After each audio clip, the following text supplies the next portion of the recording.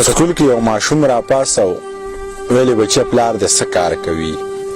ماشوم څه ډېر په غریو نیولي انداز خپلو ملګرو ته چاپېر وکتل، سترګې یې ټیټې کړې او روښانې وې استاد جی په دماکه کې مړ دی. یو څو رڼې اوښکې په مخ تېرې شوې، د تګې ځمکې داسې جذب کړې چې لکه چندخه چې میږی راکاږي.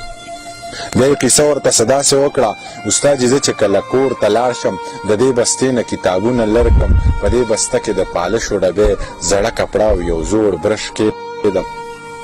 مور ته مې وایم بیبې ښار ته لاړ. مور مې څه ډېر په غریو نیولي انداز وایي بچیه ځه الله دې مل شه.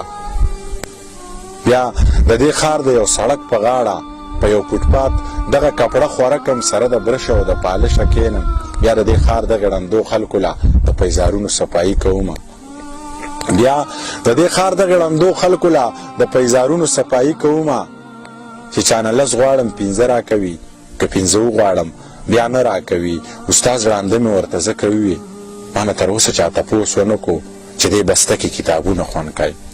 ما نه تر اوسه چا تپوس ونه کړو چې دې بسته کې کتابونه خوند کوي، په دې چاچو کې قلمونه خوند کوي، په دې بکسه کې خو رنګونه خوند کوي. خو زه ګیله د چا نه ځکه نه کوم چې اوازونه د انسان اورم، خو په دې ښار کې انسان بالکل نشته. دلته د زړه خاوندان بالکل نشته، دلته په چا کې ایمان بالکل نشته، دلته په سترګو کې نظرم نشته، دلته زما غوندې نهرم نشته، دلته په سترګو کې نظرم نشته، دلته زما غوندې نهرم نشته.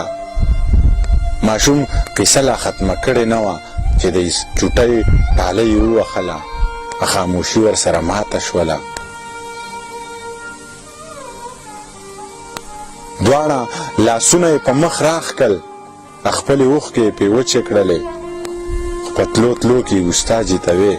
خو په تلو تلو کې استاد جي ته وې بې ادبي ماب خو منیر وایي چې د لوږې مړه منه نو سوال د چا نه سله وکم، د لوږې مړه منه نو سوال د چا نه سله وکم، رزق هغه راکړي نشه ورپسې خپله